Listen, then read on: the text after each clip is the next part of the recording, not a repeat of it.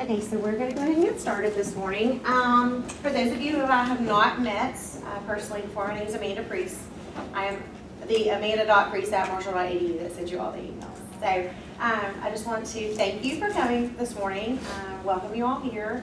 We have just a few things we need to talk about. Before we get started, this is our first clinical experience. Has anyone else ever had a clinical out in the schools? Maybe like CI 343 or something like that. Okay, so just got a few people who have already been out in schools, but for the most part, this will be your first experience. So we want it to be a great one. So we're going to talk today about sort of the do's and don'ts and how this is all going to work.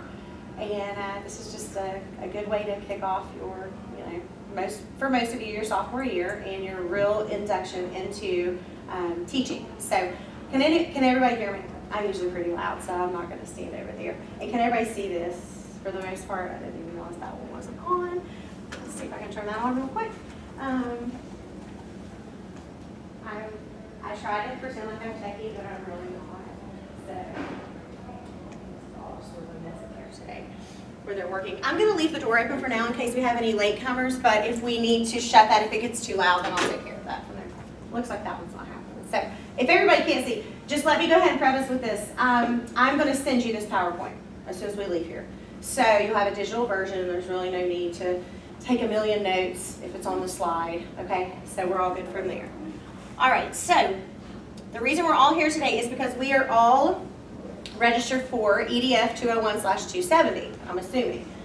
So today's agenda is we're going to talk about what the level 1 clinical experience is, the expectations for the clinical, how your placements are made, what to do before your first day there, how the evaluation works, what live text is, and the ADME4 portfolio, because everyone's so confused about that. The ADM, I have had so many people come in and say, I have this email about ADMI4, so we're going to talk about that a little bit today too, get everything clarified. Okay, so let's see that. Send you that. Okay, so the level 1 clinical experience. It is a co-requisite with EDF 201. Everyone in here should be registered and taking EDF 201 with either Dr. Kinghorn, Dr. Corrigan, or Dr. Hugh Hart up at MOVC. And so what this clinical is, it's 35 hours of general observation in a content-specific classroom. What that means is this: if you are an elementary education student, you're going to be placed in an elementary classroom. It could be a kindergarten classroom or a 5th grade classroom. It's K through 5. If you are English, social studies, any general science, anything like that, you could be placed in either a middle school or a high school. And if you are related arts, wellness, art, or music, you could be placed in either elementary, middle, or high, any of those. It's an opportunity for you to see what real-life classroom situations are. I'm sure that everyone in here was probably like me. I love school. I love being a student. I loved all my teachers. I just thought everything was just so great. And then I got into the real world of my own classroom, and I found out that it's not always so great for teachers. And so this is a good opportunity for you to see how the career of education really works, and to decide if it's really for you. And I'm just going to go ahead and say this. If you go into this clinical and you just think, maybe this is not what I thought it was going to be, that's okay. That's why we have this early. That's why this is our first clinical, because this does not put you behind if you decide teaching is not for you. And for the most part, everyone in here will be like, oh, I love it, it was great. But we do have, a few people every semester who decide that maybe this isn't for them, and that's okay. This is our first major clinical experience with the College of Education, and so that is why we have this orientation, just to talk about how professionalism works with regards to our clinical experiences. Okay, so we have different expectations for our students who are out in the public schools, out in clinical experiences, than we do obviously for students that are here on campus. And so this is how this is going to work.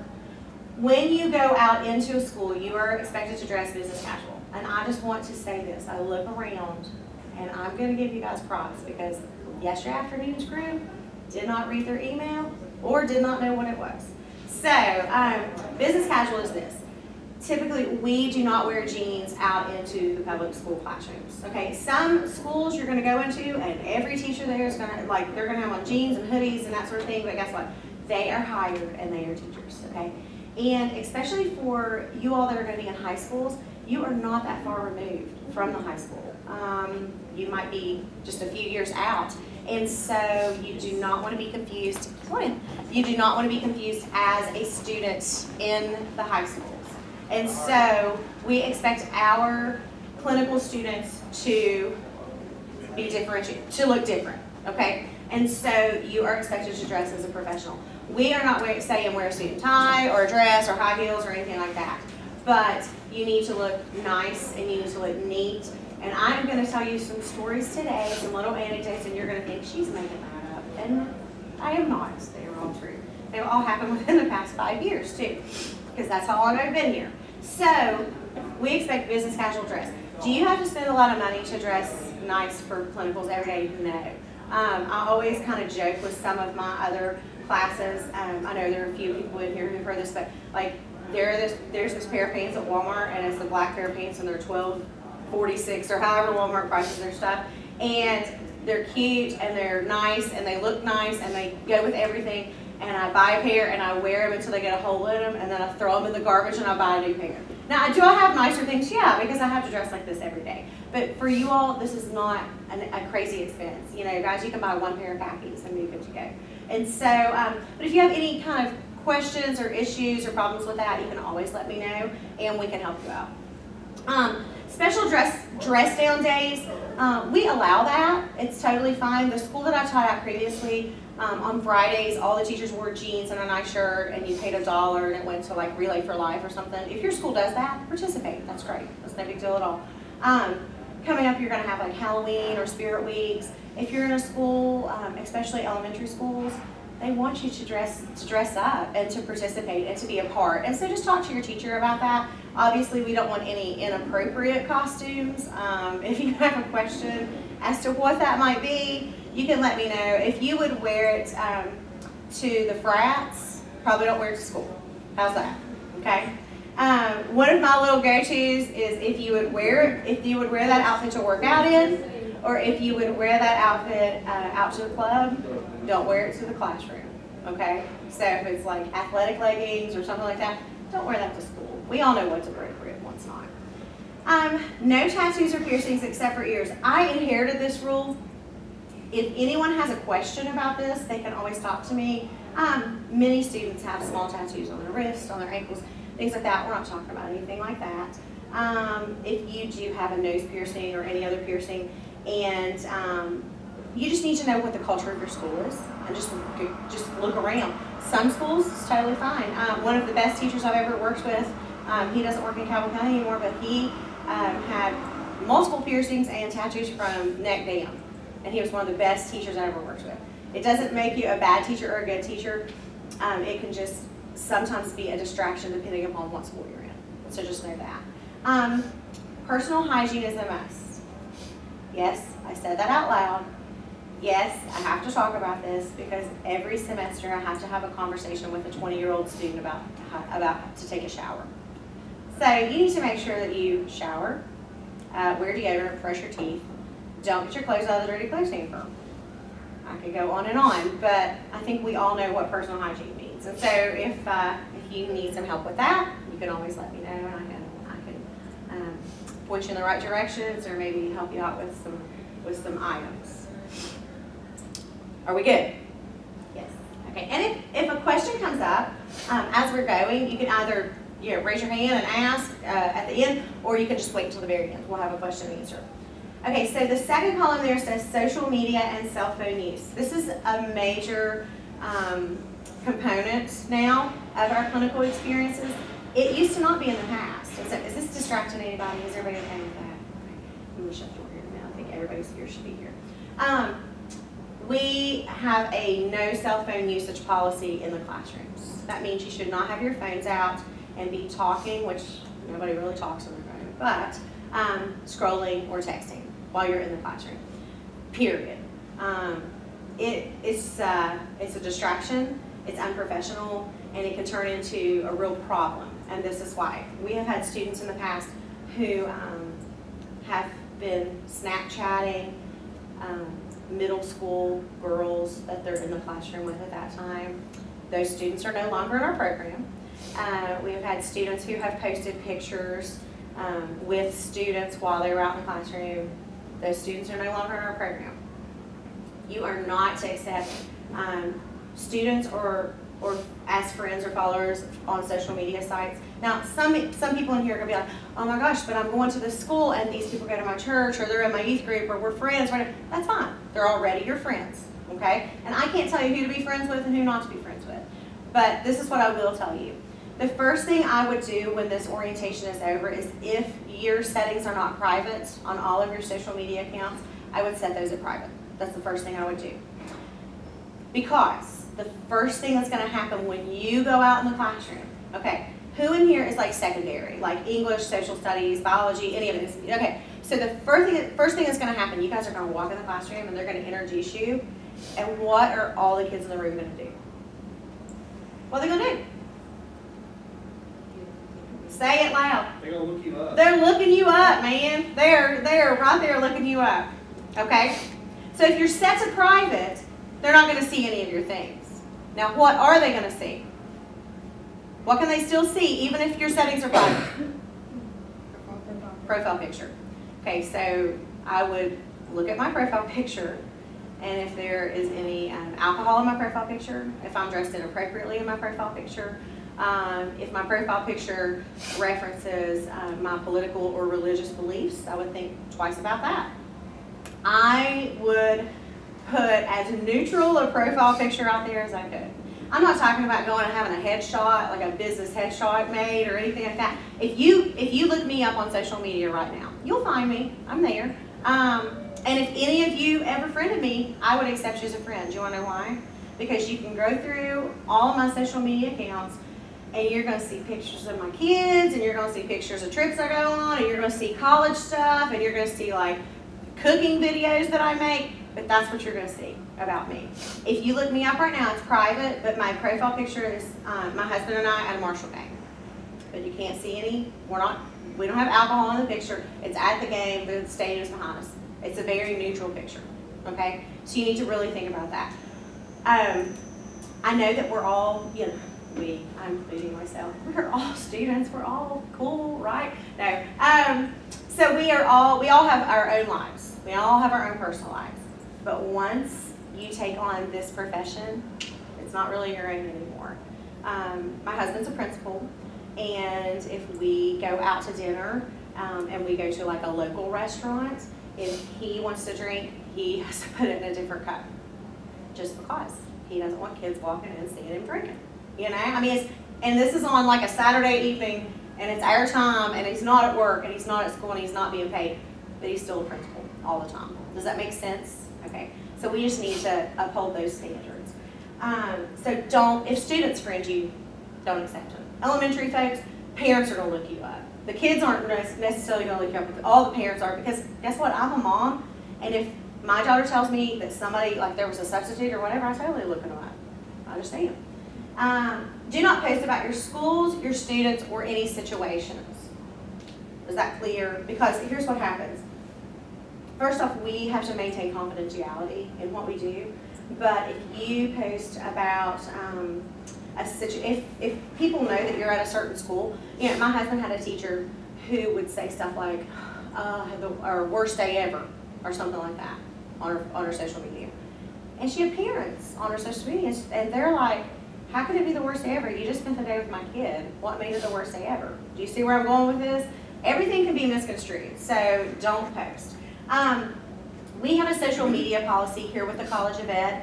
I'm going to show you, once we're finished with this, a website that I'm going to send you a link to. Everyone in here needs to look at that. It has to be on file, okay? Every semester, every time you go out in a clinical experience, I need it on file. It basically just reiterates all of this, that you won't post about schools, you won't post about students. You cannot post student pictures on your Facebook or on your Instagram or any social media, because there are a lot of students who are foster children and are not allowed to be photographed. And so there are just a lot of different confidentiality rules that go along with this. The best thing I can tell you is make everything private, change your profile picture to something acceptable, and just, if you don't have to take your phone in, I wouldn't even take it in. Because if that buzzes, I'm tempted to look at it. We all are. So just really remember that. Okay, attendance. If once we finish all of this and I start sending out placements, you're going to get your teacher contact information, and that is between you and the teacher when you're going to come. I don't set up the times or anything like that. And so you and your teacher are going to set up a good schedule for when you can observe. If you and your teacher have agreed that you're going to be there Friday morning at 9 a.m., you need to be there Friday morning at 9 a.m. Even if you went out Thursday night and you're not feeling good Friday morning, okay? Do you see what I'm saying? They're expecting you to be there. Especially with elementary students, they might be wanting you to work with an individual student or a center or things like that, and if you're just not going to show up, then that's a real problem. You can work out any scheduling problems or any sort of things that come up with your cooperating teacher. The first thing you probably need to do is exchange contact information. When you get your placement and you send out that friendly email, send them your number and tell them, you can text me anytime, or, this is my number in case you need to get in touch with me. Overall professionalism, things to remember, that's driving me crazy, sorry, is that you are a guest in the classroom and in the school. The schools that I place students at are not required to take Marshall students. Nobody's required. They do it because they want to be good mentors. They do it because they are a partnership school with Marshall University, but there's no requirement that they have to let anybody into their school. So you need to remember that you're a guest, you're there to listen, you're there to learn. You're there to build professional relationships. You would not believe how many teachers, when time rolls around for like student teaching, will say, can I have so-and-so back? I had them in level 1 and they were awesome. Or I had them for a little clinical and they were great. Or my best friend had them and they told me how good they were. That happens all the time. So this is a perfect opportunity for you to build professional relationships with other teachers, other schools, and principals too. You need to remember that you have to follow all of the school rules. You can't like walk down the hall and chew gum and eat candy and drink Monsters and do all these things when you're in a public school hallway or classroom, because students don't do that. So you just need to remember that you have an extra level of professionalism. You're also to wear your ID badge at all times. Does everyone in here have an ID badge? No. Yes. No. Okay. Has Dr. Kinghorn or Dr. Corrigan talked about the ID badge? Usually take care of this for me. Everyone in here is required to have a clinical teacher candidate ID badge. Does anybody have one with them or have theirs with them? Can I borrow it real quick? I'm sorry. It looks just like this. Perfect. Thank you. The ID office, thanks. It looks just like this, okay? And you can like slide it in plastic, wear it in lanyard, whatever works for you, because these will tend to break. And this will last you through student teaching, this one thing. It's $5, thank you. It's $5, and you pick that up at the ID office, the campus ID office. That is on the bottom, the main floor of Drinko Library. You walk in and you walk straight to the back, and it's back there on the right. They should have a list of everyone who is in this clinical experience, so it shouldn't be a problem. If there's an issue, you can just reach out to me and I'll make sure that they allow you to get one. They just don't let every student get one, because not every student is a teacher. Okay. All right, so everyone in here received multiple emails, should have received multiple emails, asking for placement requests. And I do that because the person before me did not do that. I'll just say that. They did not take requests. They just placed students wherever they had placement. I try to accommodate students as much as possible when it comes to transportation or where you live. Some students requested that they could do it at a school near their hometown because they don't have classes on Fridays and they go home over the weekends. Yeah, I work out. I really try to work out every single possible request that students have. Sometimes they don't work out, and that's okay, and I want you to understand that. So I try to accommodate everyone as much as possible. If you say, I need a placement in the Huntington area, and I place you at like Kellogg Elementary, which is really West Huntington, I still did my best. You see what I'm saying? I only have a certain number of teachers who will take students at a certain number of schools, and so I just have to work with what I have. We also try to give our students a diversity of placements. If you went to Huntington High School, we don't want you to do every single placement at Huntington High School. You see what I'm saying? Because that's the only school you've ever known. We want you to branch out. We want you to see other schools and other communities and other students.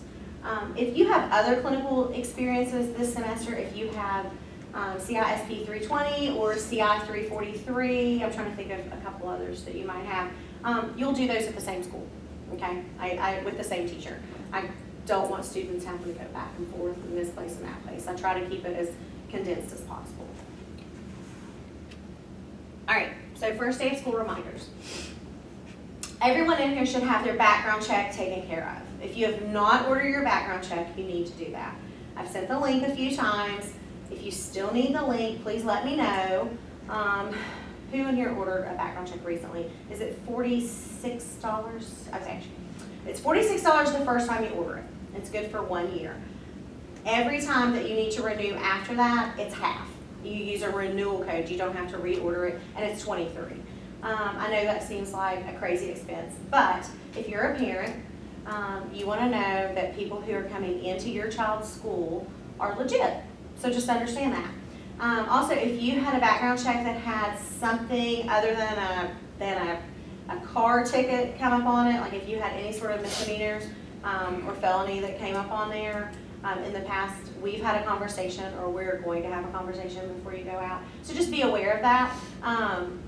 We just have to talk, okay? And just make sure that everything is on the up and up, because schools don't have to let you come in, and then we also don't want you to get so far in our program and then the state not give you a license once you're finished. And so we want to make sure everybody is cool. So the first thing you're going to need to do is you're going to need to get that background check, and you're going to need to print it off.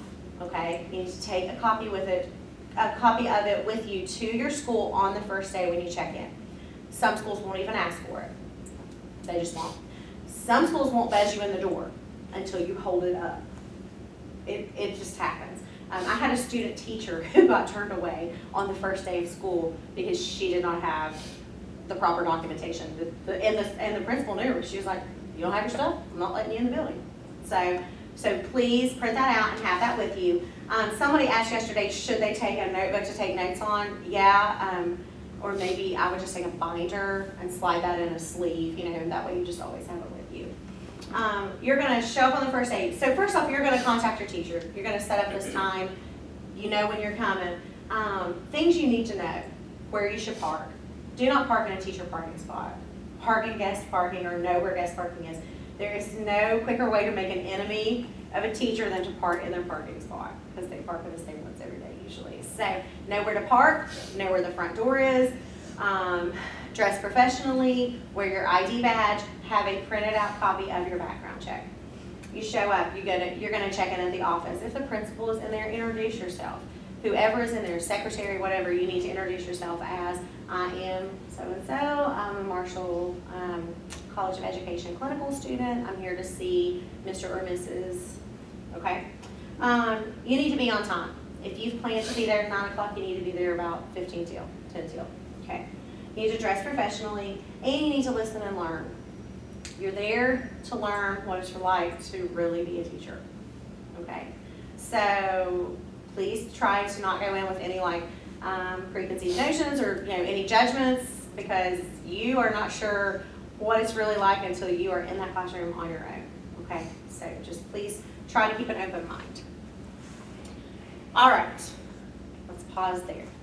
Does anybody have any questions about anything we've talked about up to this point? Not one person. I'm getting really good at this if we don't have any questions. Okay, if you think of one, don't hesitate to ask, because it's more than likely that 5 other people have the same question. Okay, the next thing, live text. Who in here has no idea what I'm talking about, and it's okay if you raise your hand? A few of you. Live text is an online system that we use within the College of Ed. A lot of professors use it for submissions for different classes. We use it to track our clinical experiences. And so everyone in here will have or has a live text account. Once we finish, I would ask that you check your email, check your spam email, and your junk email, and make sure you do not have an invitation from live text, okay, to set up an account. So once you have that LiveText account, I will enter your placement into LiveText, okay? So I'm just gonna like make up a generic placement right now. Andrea, can I pick on you? Because I just like to know yours right off the top of my head. Okay, so Andrea's is Andrea Posey, and she's at Southside, and she's with Susan Beckett, right? Okay, so I'm gonna enter all that information, click, click, click. And so on Andrea's LiveText account, under field experiences, that's gonna show up. And so there's gonna be a section that's called time log. That's where you log your time. That's where you write down every day and all of the time that you've been in the classroom. Because how many hours do you have to get total? 35. Look at me, not 34, not 33. You will get no credit. You have to have at least 35. Can you have 40? Sure, do her up. But we have to have 35, okay? So you will log your time every time you go. And once Andrea reaches 35 hours for this clinical experience, her teacher, Susan Beckett, also has a LiveText login. All of our teachers have the same kind of account. And she's gonna log in and she's gonna look, and Andrea's gonna have all of her time in there, and she's gonna be like, okay, yep, she was there all of those days, and so she's gonna check her off on her time that she was there.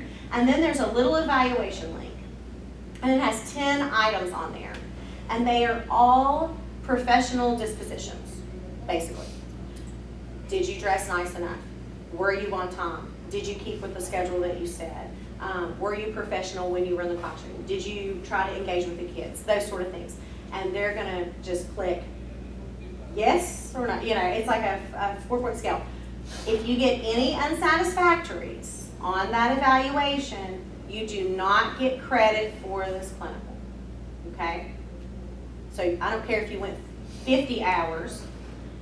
If you didn't do a nice job while you were there, and the teacher goes and does the evaluation and gives you unsatisfactory, you're not getting credit. And if you don't get credit, you have to appeal to do it again, all right? And if you don't get credit for the clinical because of professional dispositions, you and I have to have a major conversation anyway, okay? And see if this is really for you. So my point is this: the LiveText is very user-friendly once you figure out how to get in there. So check your email. If for some reason you do not have some sort of invite to LiveText, you'll need to let me know. I will forward that on to Dr. Watson. You might have an email from watson@marshall.edu. It's Dr. George Watson. He heads up all of our LiveText things, okay? Takes care of all of our problems. Yes? We'll be able to see that evaluation before the teacher does that? I can actually send you a copy, or we might be able to access it. I'll show you a link I think I have. And so, yeah, you can totally see it. Yes? Do we have until the end of the semester to complete all the hours? You do. You have until December 1st. I've got May 1st because I used this PowerPoint last semester. It's December 1st. I'm going to send all of this out to you. And once November rolls around, I'm going to start checking. And I just start checking. There's 100 students, like 105, I think, of you. And I just start checking you one by one to see who's finished. I'll also maybe send out an email that says, once you've completed your 35 hours and you have all those logged, let me know. Because then I can start hounding your teacher about getting their things done. Once that's all done, you have credit. If you do the 35 hours, your teacher checks them off, and they complete the evaluation, and you don't have any unsatisfactory, you have the credit for the clinical, okay? Do we have teachers who we have a hard time getting them to check off their stuff? Yeah, every once in a while. I will aggravate them to death. I have been known to show up at their classroom door. I have been known to bring them a paper copy and say, fill this out and I will take it. You know, those sort of things if they feel like they can't use the computer. I don't know. It happens. If for some reason you do not get credit because your teacher didn't finish what they needed to do, or because maybe you didn't finish the hours in the time by the time the grades had to be submitted, but you went and finished them the day after, we can do a grade change. It's not a big deal, okay? It takes a couple weeks to get it to all go through. But just understand that, okay? However, I would just suggest that once the semester is finished and grades post, and you think you got credit for this clinical, double check. Because I have had a few people who have come back and say, I've got no credit for EDF 270, I don't know why, and I start investigating. I'm like, well, this is why your evaluation was terrible, or this is why, you know, that sort of thing.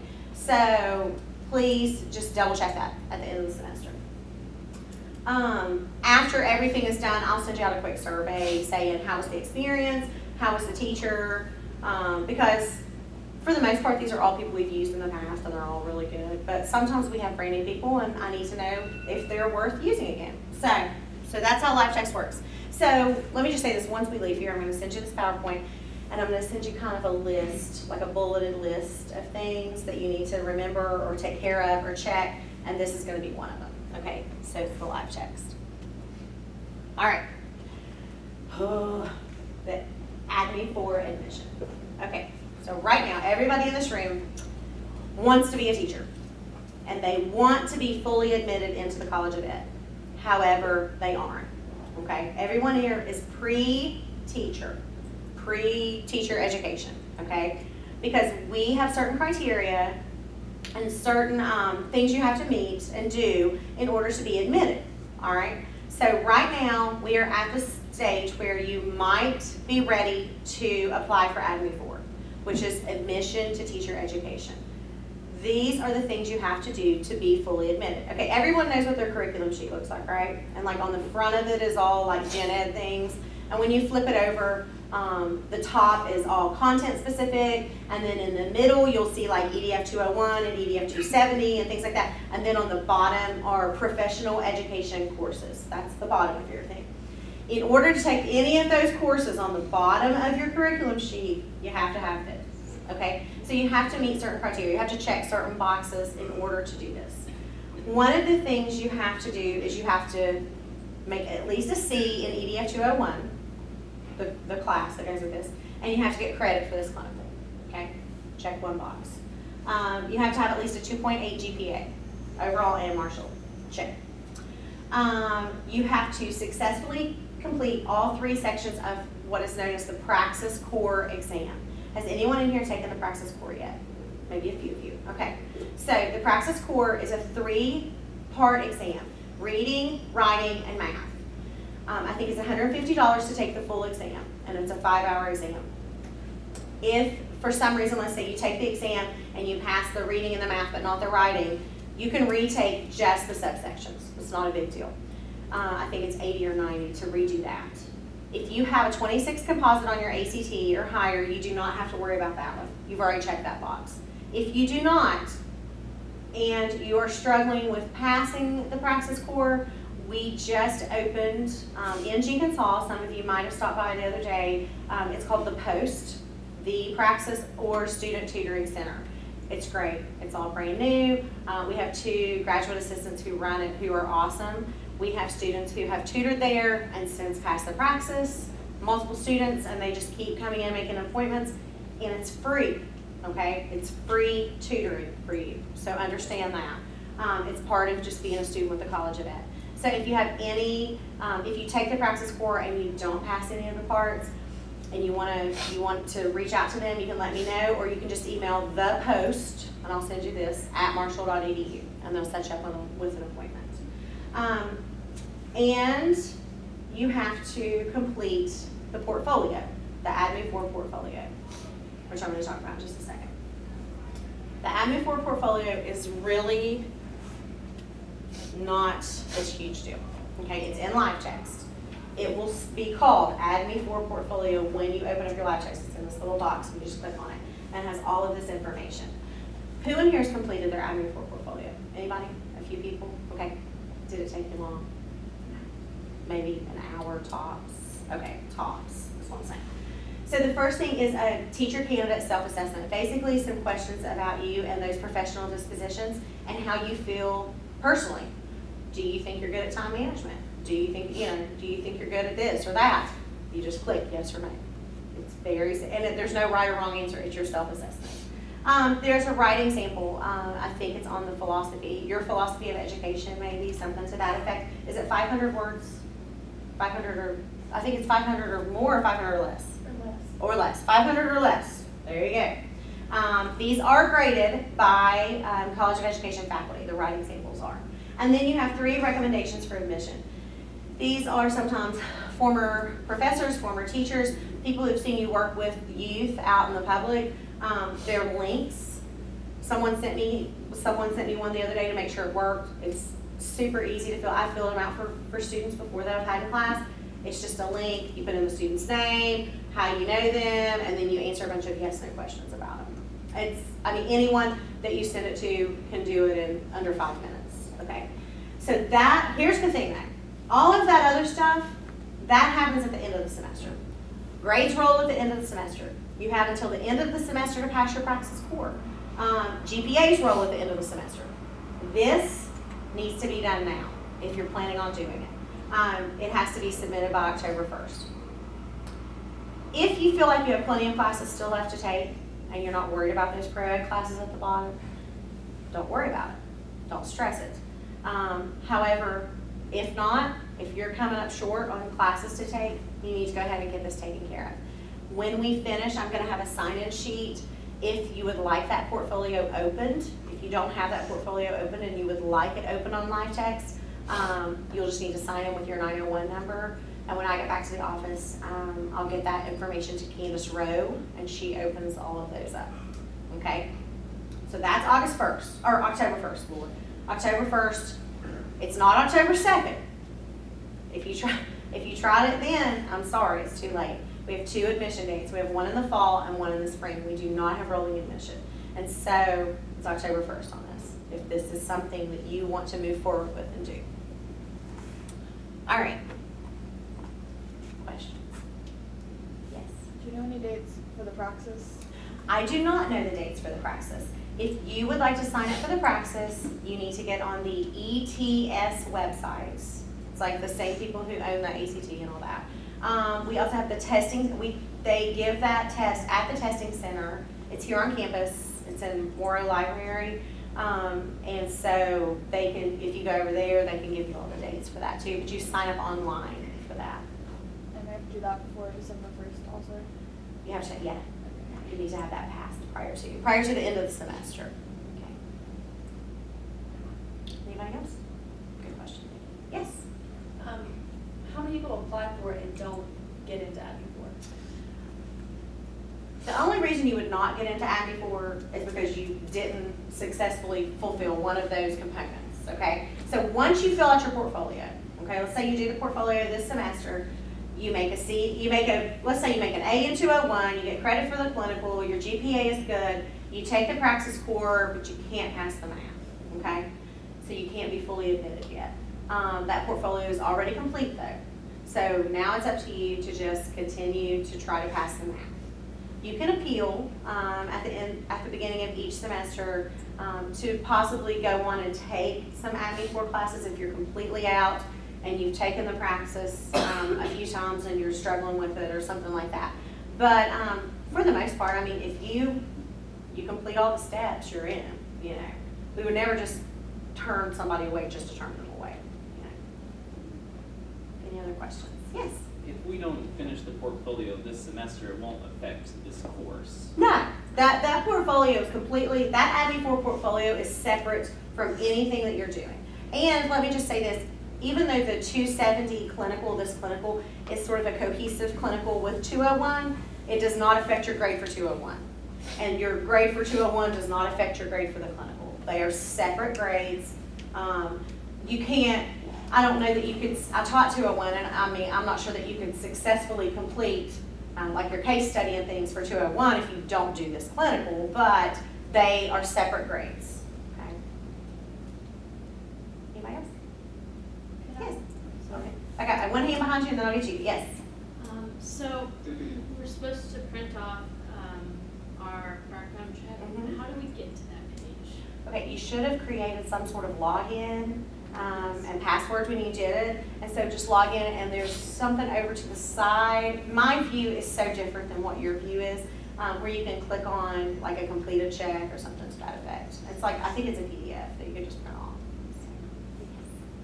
So I can do my portfolio like this semester and then say take the Praxis the next time? Yeah, if you don't feel like you're ready to open the portfolio, if you have plenty of classes to take, you're not ready to take the Praxis, then don't open it. You know, you don't have to open it. But if you feel like you're coming down to the wire, your curriculum sheet on the front is completely full and the top is almost completely full, maybe you have 2 classes left, you probably need to get it taken care of. And if anybody has any questions about whether or not they think they should open the portfolio, you can always stop by my office or email me and we can look at it together. Okay. Anybody else? Nothing? Okay. I just want to say this has been one of the most enjoyable orientations I've had thus far because people have nodded and smiled and paid attention and done all of those things. So, so now that you've attended orientation, you get a check mark in that box. Once your background check is in, that's a check mark in that box. And once that happens, then I can start sending out placements. Okay, so I'll probably start sending those out maybe Friday morning. As soon as that is sent out, I would suggest that you contact your teacher right then. I'll just say this. Sometimes teachers are not great to respond to emails. Many are okay. They'll check it a few times a week sometimes. Some teachers check theirs every day. So email your teacher, friendly email. If they don't get back with you like within 2 or 3 days, send a follow-up. Hey, I just want to follow up on my email from Monday, da, da, da. And then if they don't get back to you, then call and just leave a message for them at the school. Don't ask to speak to them direct right then because they're in class. But just say, can I leave a message for Mr. et cetera, okay? So, good. All right, if you have any specific questions that you want to ask, I'll be here for a few minutes. If you did not sign in, you've got to sign in. And then this is the Add Me For sign in. If you'll see, some people have signed in with 901 numbers. If you would like to sign this, I'm going to put it on the opposite ends of these tables back here, and you can hit that. If not, you're free to go. Okay, have a great day.